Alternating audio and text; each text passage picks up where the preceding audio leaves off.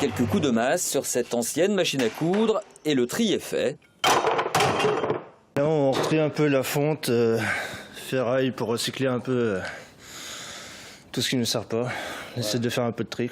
Parce que ça, c'était pas utilisable, cette machine à coudre. Celle-là, non, elle n'était pas utilisable, donc on a séparé un peu la fonte, la ferraille, pour gagner un peu de place, quoi.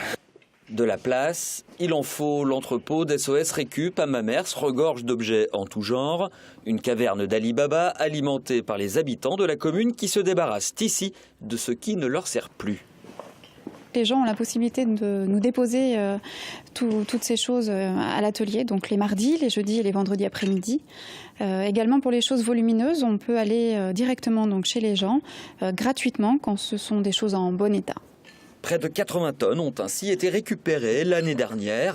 10 à 15% de ces objets sont jetés ou recyclés.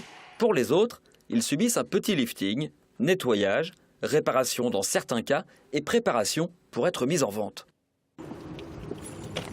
Et c'est dans le centre-ville de Mamers qu'SOS Récup a installé sa boutique de vente. On y trouve évidemment là aussi de tout à prix modique, des arts de la table au disque vinyle en passant par les vêtements. Notre vocation, c'est aussi d'aider les gens qui ont peu de moyens ou des gens dans des situations d'urgence. Donc là, si on est appelé, on répond tout de suite. On est capable de meubler une maison et puis de rhabiller une famille s'il faut très vite.